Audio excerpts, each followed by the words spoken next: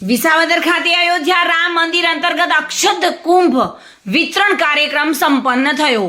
વિસાવદર તારીખ 22/12/23 રોજ વિસાવદર પટેલ સમાજવાડી ખાતે અયોધ્યા ખાતે જે રામ મંદિરની પ્રાણ પ્રતિષ્ઠા ટૂંક સમયમાં એટલે કે 22 જાન્યુઆરીના રોજ થવાની છે તે કાર્યક્રમના ઉપક્રમે વિસાવદર ખાતે અક્ષત કુંભ વિતરણ કાર્યક્રમ યોજાયો હતો, જેમાં ચાપરડા મુક્તાનંદ આશ્રમથી પૂજ્ય મુક્તાનંદ બાપુ તેમજ સત્તાધારથી પૂજ્ય વિજય બાપુ તથા પૂર્વ ધારાસભ્ય ભૂપતભાઈ ભાયાણી તથા પૂર્વ ધારાસભ્ય હર્ષદભાઈ રીબડિયા તથા અન્ય સામાજિક કાર્યકરોની નામી અનામી સાધુ સંતો, વેપારીઓ, રાજકીય આગેવાનો, અગ્રણીઓ, ભાઈઓ અને બહેનો બહોળી સંખ્યામાં ઉપસ્થિત રહ્યા હતા। આ તબક્કે પોતાના પ્રાસંગિક પ્રવચનમાં મુક્તાનંદ બાપુએ લોકોને હિન્દુ ધર્મ બચાવવા, જ્ઞાતિ જાતિના વાડા તોડી એક થવા અને યુવાનોને વ્યસન મુક્ત બની હિન્દુ ધર્મને બચાવવા આગળ આવવું પડશે તેવો અનુરોધ કર્યો હતો।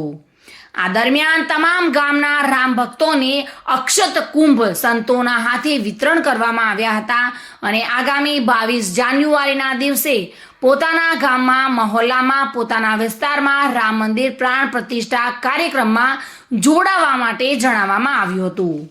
મંદિરની અંદર જે ભવ્ય મંદિર બની રહ્યું છે અને 22 તારીખે 22મી જાન્યુઆરી 2024ના રોજ રામલલ્લા સ્વયં બિરાજમાન થવાના છે।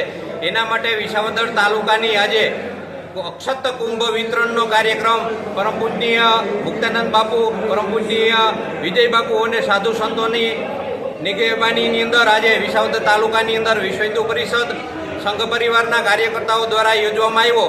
આજે આ અક્ષત વિતરણ કાર્યક્રમની અંદર લગભગ 45 ગામના આગેવાનો એ અક્ષત લેવા માટે થઈને આવ્યા હતા। મોટી સંખ્યાની અંદર ભાઈઓ બહેનો આ કાર્યક્રમની અંદર જોડાવાના છે।